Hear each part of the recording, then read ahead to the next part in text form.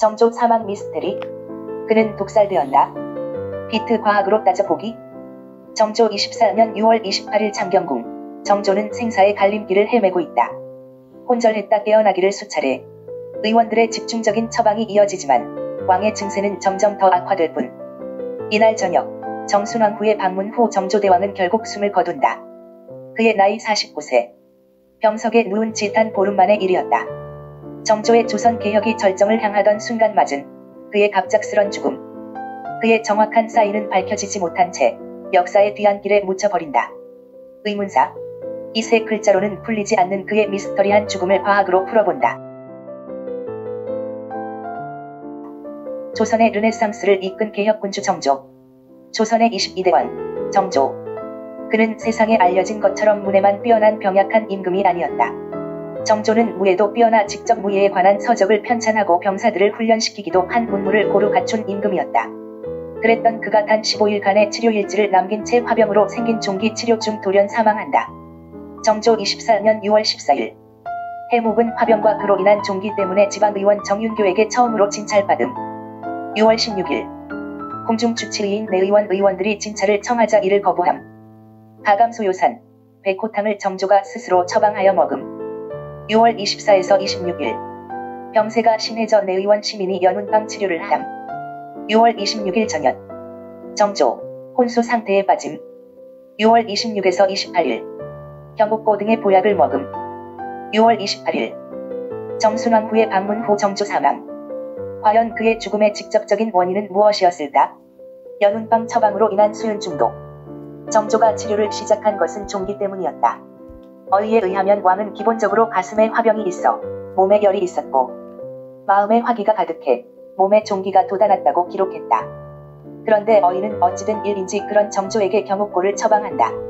경옥고는 인삼 따위를 넣어서 만든 보약으로 일반적으로 혈액의 흐름을 좋게 하나 몸에 열기를 돋우는 보약으로 화기가 많은 이에게는 독약이 될 수도 있다. 대체 왕의 주치의는 왜 이런 경옥고를 그에게 처방하였을까? 당시 왕의 건강을 보살피던 내의원을 관할하던 이는 신환지였고 어의 시민은 그의 신복이었다. 게다가 신환지는 노론의 영수였다. 노론이라면 정조의 아버지인 사도세자를 뒤주에 가두어 죽게 한 세력들로 정조가 왕이 되면 자신들을 죽일 거라 생각해 목숨을 걸고 정조가 왕이 되는 것을 막았던 세력이었다. 그래서 정조는 노론이 장악한 내의원을 믿지 못해 스스로 한의학을 공부하며 자신의 몸에 맞는 약을 조제해 먹었을 정도다. 특히 수윤 성분이 있는 경면주사를 약재와 함께 태워 그 연기를 쇠게 하는 연운방은 이미 약해질 대로 약해진 그의 몸에 치명적이었을 것이다. 수윤은 0.2g만 몸에 들어와도 중독이 되고 2g 이상이 들어오면 즉사할 수도 있는 몸에 위험한 중금속이다. 이런 연운방 처방을 그것도 몸이 약해진 정조에게 사흘이나 처방했다. 그것도 종기가 더 몸에 퍼질 수 있는 화를 돋우는 경옥고와 함께 말이다. 이는 정조를 죽이기 위한 의도가 충분히 있었다고 추정된다. 하지만 기본적으로 조선시대에는 종기가 난 이에게 연운방을 처방한 적이 많았고 실제로 효과도 보였다. 그래서 단지 연운방과 경옥고가 종기를 더 퍼뜨렸기 때문에 정조가 죽었다는 것은 팩트라고 보기는 어렵다. 종기에 관한 조선시대의 기록을 좀 더 찾아봐야 할 것이다. 많은 자료들을 보면 조선시대에는 의외로 종기로 죽은 이들이 많다. 왕들도 마찬가지다. 조선시대에는 염증을 다스리는 특효약이 없었다. 염증이 생기면 항체 반응이 일어나고 체온이 올라가는 것은 기본 상식이지만 조선시대에는 그렇지 못했다. 이 때문에 온천을 가는 등이 유일한 치료법이었다. 이에 조선시대 임금들까지도 종기가 많이 생긴 이유도 그들의 생활 방식에 연유한다. 바로 조선시대에는 모낭중이 횡행했기 때문이다. 기본적으로 조선시대에는 목욕을 잘 하지 않았다. 목욕을 하면 좋은 기운까지 빠져나간다고 생각해 왕조차도 특별한 일이 아니면 목욕을 잘 하지 않았다. 게다가 목을 자를지언정 수염을 자르지 못한다는 말처럼 조선시대에는 신체발부 수지부모를 지켜 머리카락과 수염을 평생 자르지 않았다. 이는 모낭중이 살기에 최적의 조건이었을 것이다. 그리고 과로 등으로 신체의 면역 기능이 떨어졌을 때 모낭중은 수염이 있는 곳, 음부, 엉덩이, 사타구니를 중심으로 종기를 일으켰을 것이다. 정조 역시 모낭충으로 인해 종기가 시작되었을 가능성이 크다. 그리고 정조는 기본적으로 학문에 욕심이 많아 밤을 새우는 일을 밥 먹듯이 했다. 게다가 피곤한 몸을 이끌고 군사훈련도 직접 했다. 여기에 아버지, 사도세자의 무덤이 있는 수원 능행길에도 수시로 올랐다.